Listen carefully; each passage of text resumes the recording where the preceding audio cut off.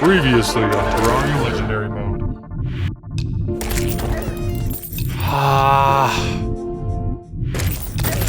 Dude!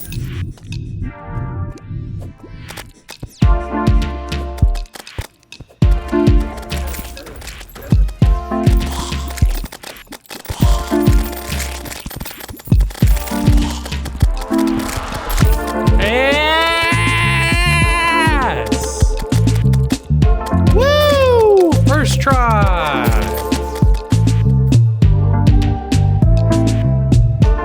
Welcome back to Terraria Legendary Mode. After an exhausting battle with the Eater of Worlds, I thought we should reward Steve with an outfit change. Now we can knock out two birds with one stone here, defeat King Slime and get some new threads. First, we needed to get some rubies. Using those rubies, we were able to craft some shiny new crowns. With the discovery of this demon altar, we could craft some King Slime summons, and I forgot the slime. Okay, now we can craft them. I figured 4 would be enough. Now, King Slime is typically a very easy boss, and Legendary Mode was no different. Except on this seed, he is thick. King Chunko was still no match for us. We went on to easily defeat him 3 more times.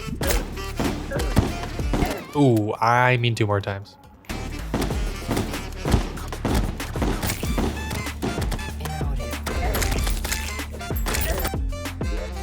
No surprise, we were able to get the full ninja outfit.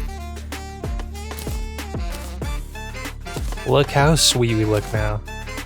We were unstoppable, kind of.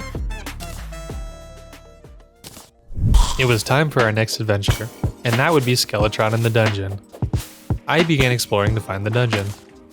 Along the way, I found a desert biome, and I thought it would be smart to set up some NPC houses and to get a pylon in this area.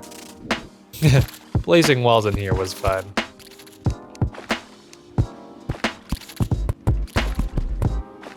I then reached a corruption biome with a surprise. Oh look, the dungeon.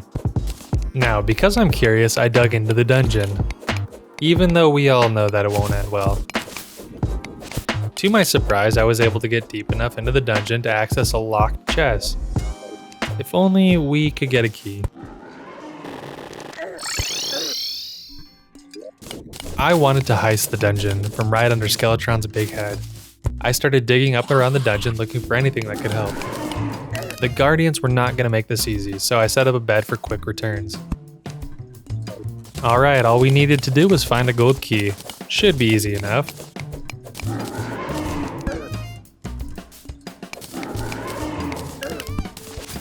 I don't know what my plan was here.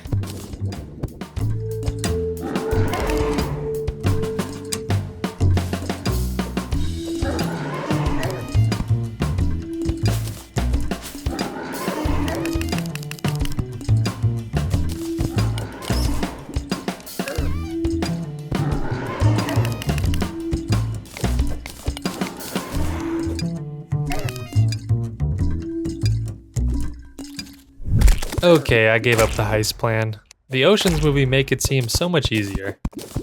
After carving a path around the dungeon, we found a purple living wood tree, which is the entrance to the dungeon on this seed. And by some miracle, we actually got a golden key. I don't know where this came from, and I'm not going to question it. There was even a gold chest we could open right now. Now, there are really only 2 things I want out of the dungeon chests. Let's see what we got. And would you believe it, we got the Muramasa. With our new sword, we obtained a component of Knight's Edge, which I hear got a major buff in the last update. So we were going to go on a side quest to collect the other swords needed to craft the Knight's Edge. Now, we needed to travel to the jungle to get some materials.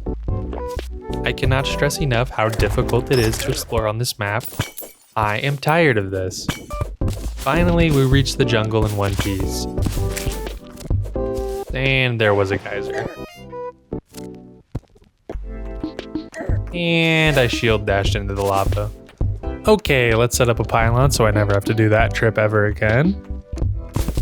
We collected the final materials for the blade of grass. With that, we had all the components we needed. And here it is, Night's Edge. Looks pretty sick. Okay, back to the main mission. We moved our desert NPCs closer to the entrance of the dungeon because I figured we would need to teleport over here multiple times. Now, we just needed to make an arena for the fight. The difficult part of making an arena is the fact that the dungeon entrance is underground on the seed. There really isn't a good way to make an arena. Well, that's where you're wrong. I'd like you to meet my friend Dynamite. Steve was right. Dynamite made this a whole lot easier. We cleared a massive area and began building a new arena. Lava on the floor would prevent mobs from spawning, and rails would allow us to grapple, but also wouldn't allow mobs to spawn.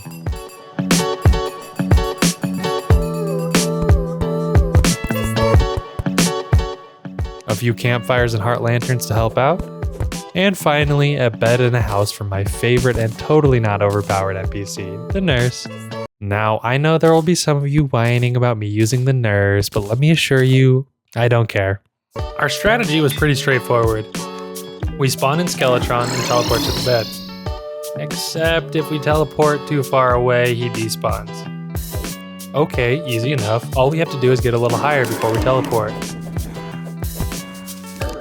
And, oh, I didn't set my spawn correctly.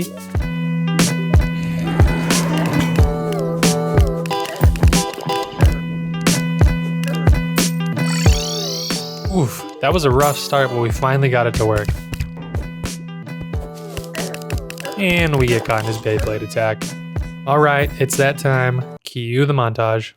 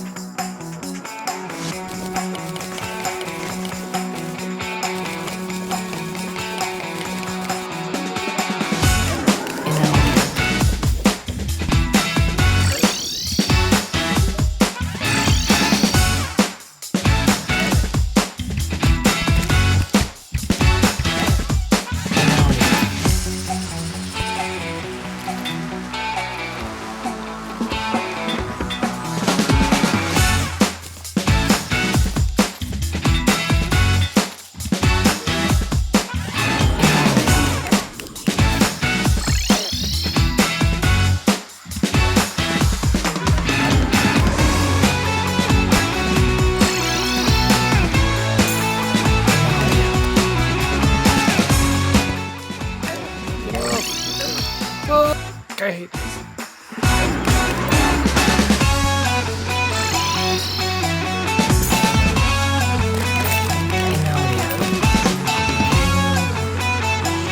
God damn it, I'm so upset.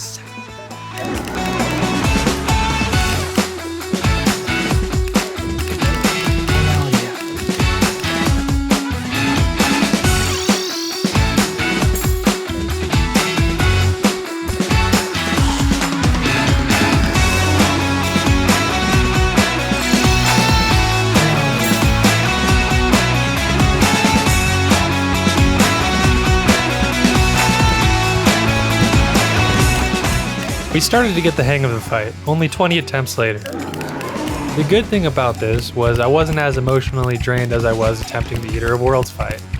I was still confident we can beat Skeletron.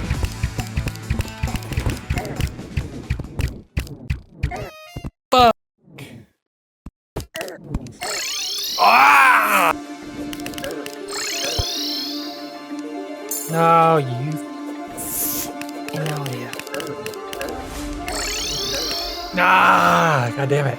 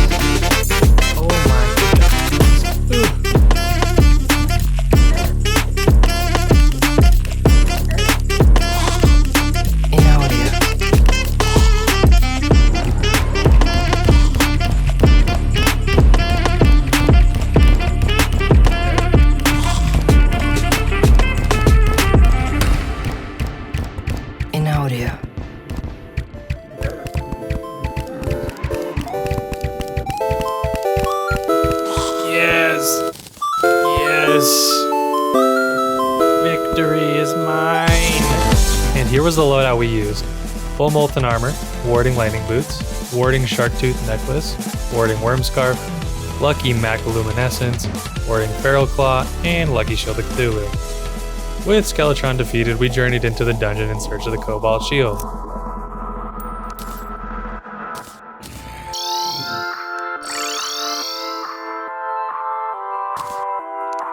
Let's see what goodies we get from Skeletron.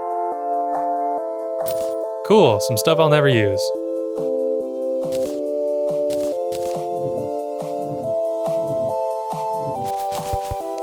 We were almost ready to enter hard mode, but there was still some loose ends we needed to take care of. The Fitness Gram Pacer test is a multi-stage aerobic capacity test. Hey, click the subscribe button. Or watch these other videos. I'm so fast.